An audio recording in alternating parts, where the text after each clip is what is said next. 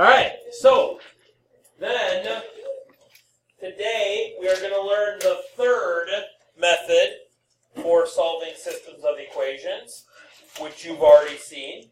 You already knew how to graph to solve. You already knew how to substitute to solve. So today we're going to do elimination. So I would like to see how much better you guys are as opposed to the last class, who the last class wrote the problem down and then they quit because they didn't know how to do it. So I know you guys are better than that. So here's the problem. Find me the solution. All right. So what do we do? We multiply 4 to the negative 2x plus. Okay. So multiply this whole second equation here Yeah. by 4. Yeah. Okay.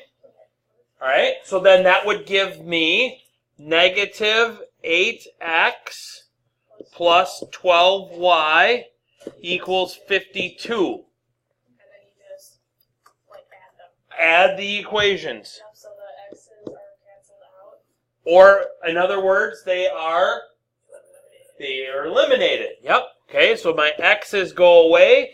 That leaves me with 14y equals 56.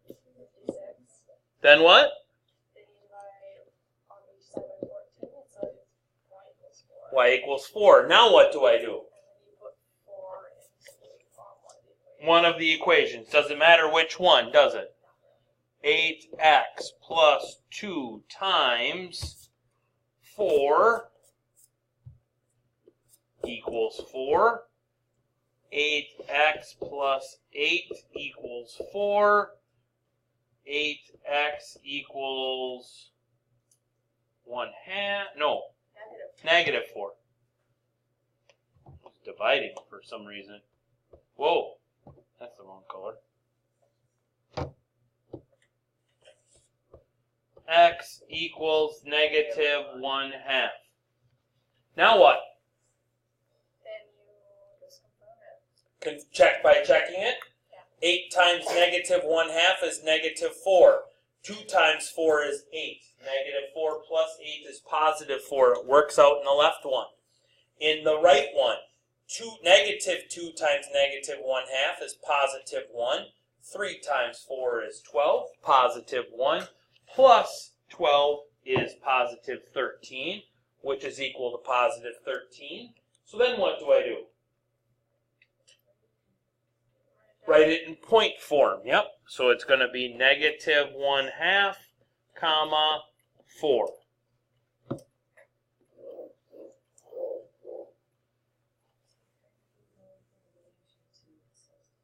You what, Hertz? So we're going from elimination and then substitute it in, right? Once we eliminate the variable, solve for that one that we have left over. Yep, and then put it back in. Yep, So would you like those written out for you? Like a little strategery? Especially for those people that had no clue what we were just doing? Yeah? So the first thing that we do is you line everything up. Your x's are in a line, your y's are in a line, your equal signs are in a line, and your numbers are in a line. All vertically. Okay? Then what we did is we multiplied so that we can get coefficients that are opposites.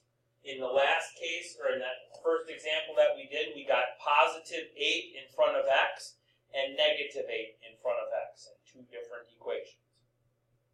Okay? Don't always have to do x, sometimes we can do y. Okay?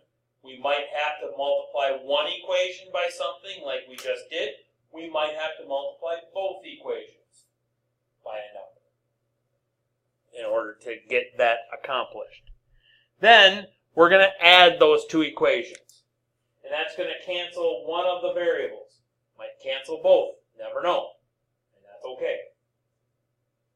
But for sure we want it to cancel one. Then we're going to solve the remaining equation.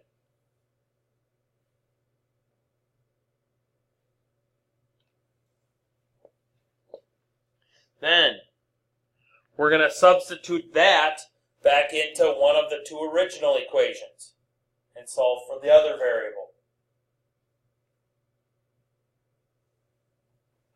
Lastly, we're going to check our work to make sure that we're right.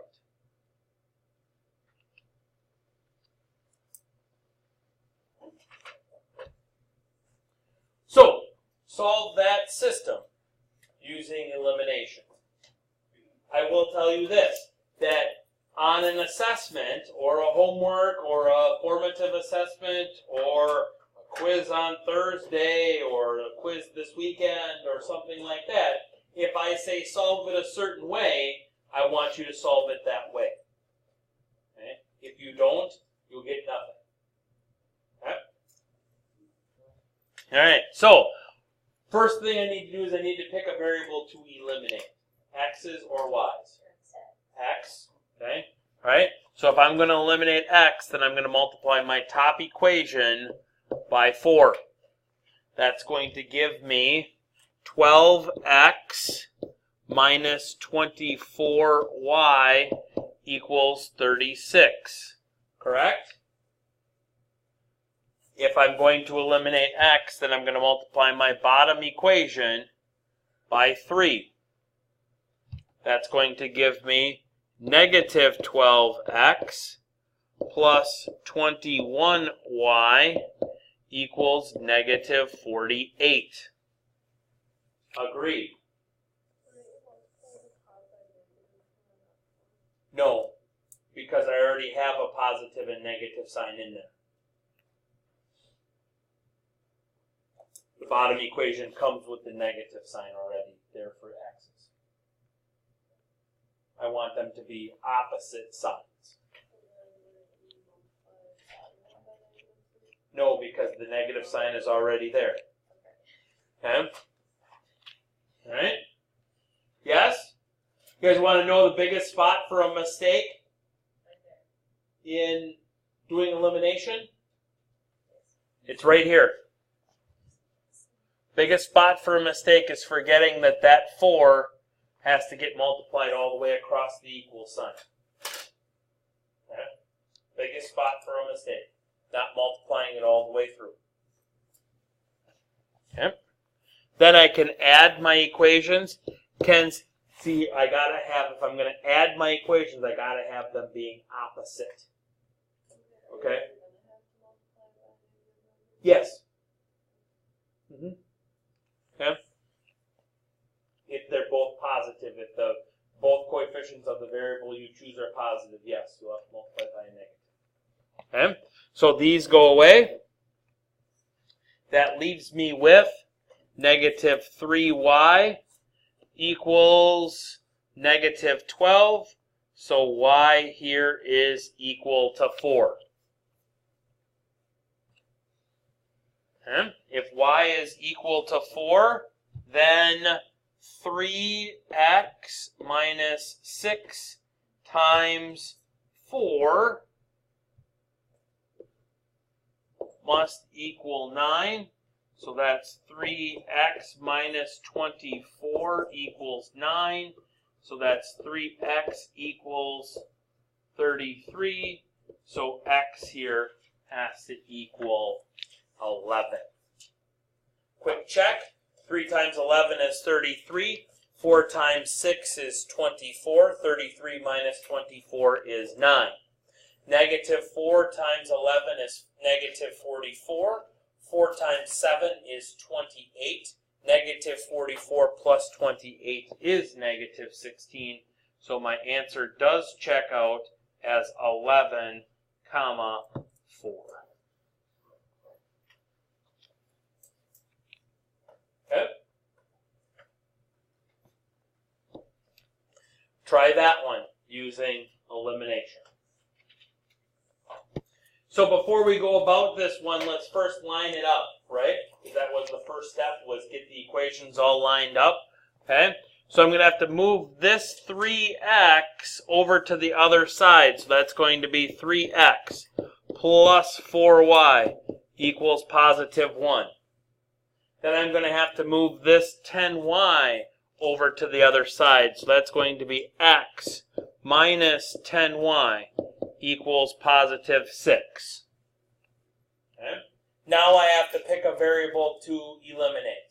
X's or y's? X. Okay? So if I'm going to eliminate x, I am going to multiply this bottom equation by negative 3. Okay? Because the top equation will stay 3x plus 4y equals positive 1. My bottom equation will become negative 3x plus 30y equals negative 18. Now I have it so that I have a positive 3 on one of my x's and a negative 3 on the other one. Okay? So those both get eliminated when I add my equations. So then that becomes 34y equals negative 17. So y here is equal to negative 1/2. Picking up what I'm laying down, Lexi? A little bit. Okay. Now I'm going to substitute negative 1/2 back into probably my bottom equation because it's x equals 6 plus 10 times negative 1/2. 10 times negative 1/2 is negative 5. 6 plus negative 5 is like 6 minus 5, which gives me x equals 1.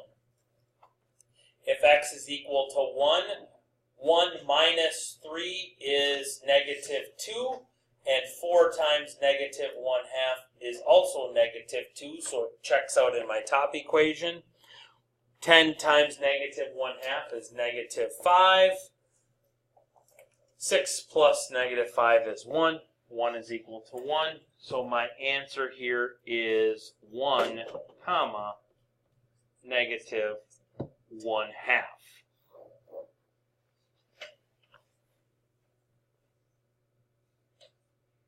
Yep. We have two special situations, just like we had yesterday. In fact, I'm using the exact same two special situations as we had yesterday, except now solving them using elimination. I'm going to multiply here in situation number 1. I'm going to multiply the top equation by positive 2. If I do that, I get 6x minus 12y equals 28.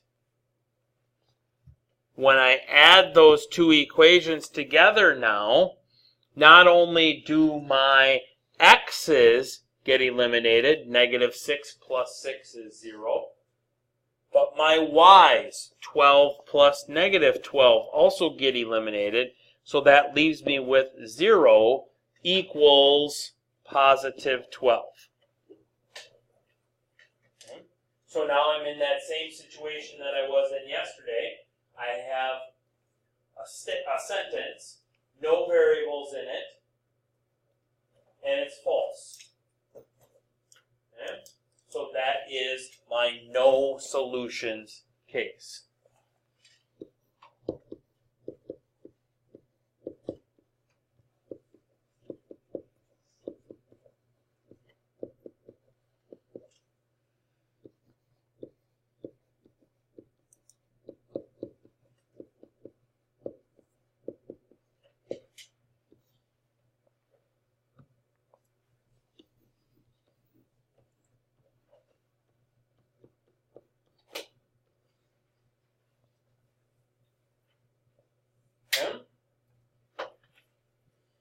The nice part about the second situation is that it's already set up for us. Add them together. My x's go away, my y's go away. Left side gives me 0. Other side also gives me 0. So I get 0 is equal to 0. Okay? Now, that is a true statement. not denying it. 0 is equal to 0. I don't have any variables. So then this one is infinite.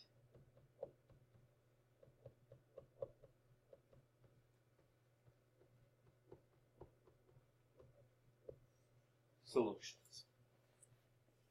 Okay. The cool part about elimination is if you're in one of the special cases, it's either going to look like 0 equals 0, or it's going to look like 0 equals some number. Okay? A negative or a positive, but it's some number. Okay?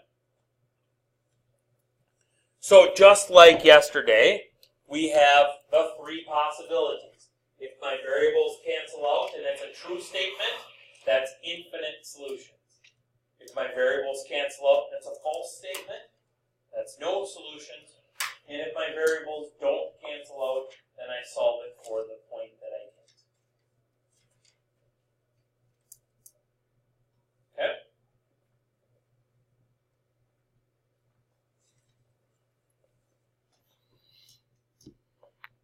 So, the last part that I wanted to talk about is word problems. Okay? Because you have to develop your own equations out of the word problems. Now, one other thing that I will mention is if this were a problem that said, now in this particular problem, it tells us how many passes were sold. But if this were a problem that told me, like, there was a total of 1,000 passes sold. Okay? So there's 1,000 tickets sold. If I get two numbers that don't add up to be 1,000, I did it wrong. Okay? Even on your test tomorrow, or not tomorrow, excuse me, on your test on Thursday, I even put a hint at the bottom. It says, here's a hint. If your numbers don't add up to be blank, I'm not going to waste my time correcting this problem because you didn't check it. Okay? Alright? So if it said, if my numbers are supposed to add up to be 1,000 and you get 1,928 passes sold, and you are so confident, it's 1,928. I'm not even going to waste my time. Okay? Because it can't be. You can't sell 1,928 passes if you only sold 1,000 passes. Okay? Alright? It's logic. It's not just giving me an answer for giving me an answer's sake. It's taking pride in your work and doing what you know and using the thing that's in between your ears. Okay? Alright? So, let's do this one. $2,384 in revenue was made from the 378 adult passes and 214 children passes sold to the county fair. An adult pass costs $2 more than a children's pass. Find the cost of an adult and a children's pass. Okay? Before we even start, fell right out of my hand. Before we even start, we have got to define what we are looking for. What are we looking for in this problem?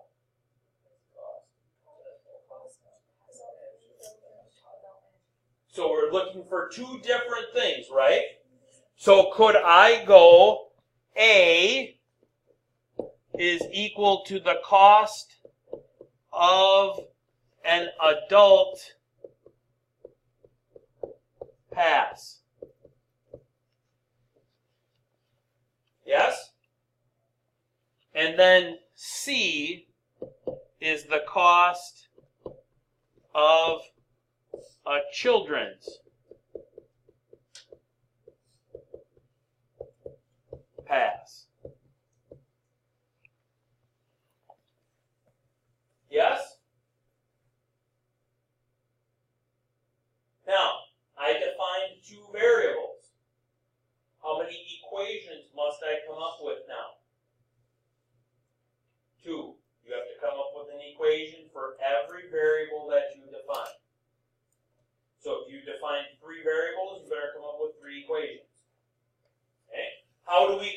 those equations? Well, we go back and we look at the actual words in the problem. So I'm going to highlight a green sentence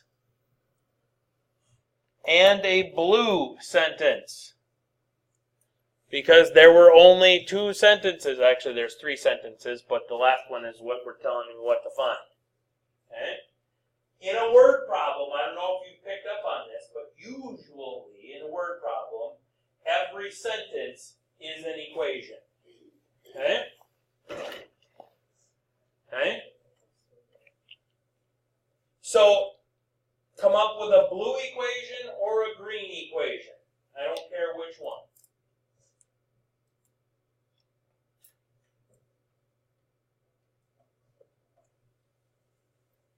I would agree that A equals C plus 2 is the blue sentence equation. Now I need the green sentence equation. Sam? 378A plus 214. Love it. 378A plus 214C equals 2,384. Love it.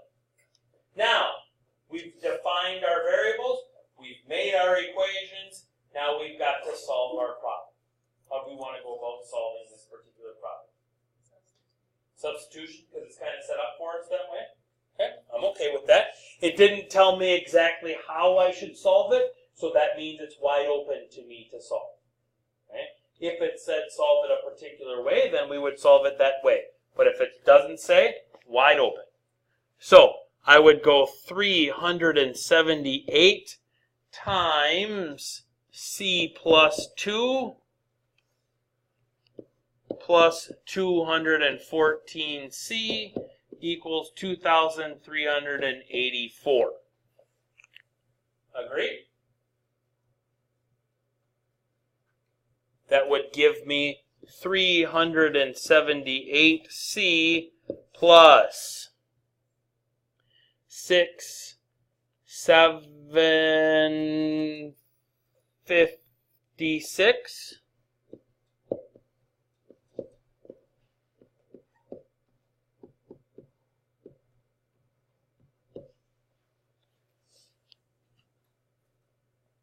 Yes on that one?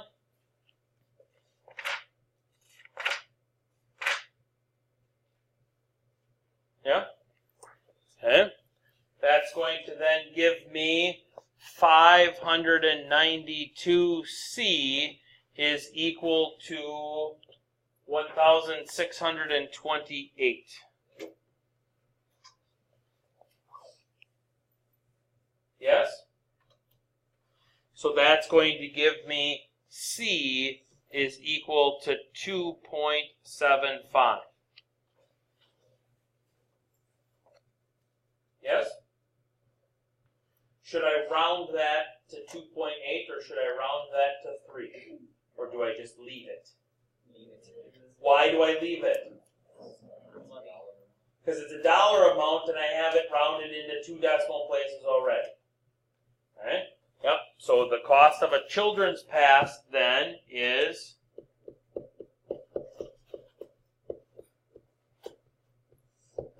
do I need the dollar sign? Yes, I do. Okay? If a child's pass is $2.75, how much is an adult's pass? $4.75.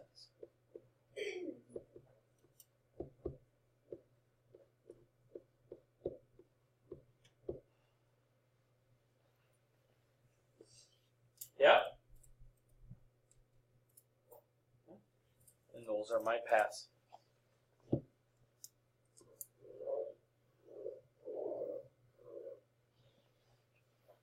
Braces.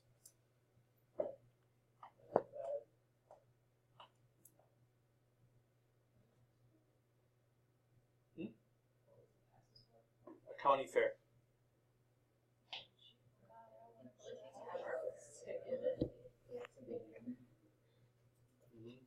Good news, bad news.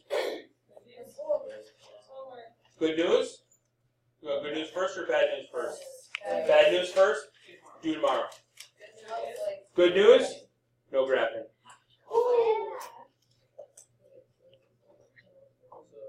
Good news, bad news. Bad. Bad? There's a quiz on Thursday. Good. There's a quiz on Thursday. That means no formative Friday. That means no formative Friday, but good news, bad news. Bad news. There's a take-home quiz on this whole weekend. Good news, you can take it home. You can take it home. Mm-hmm. A smart guy.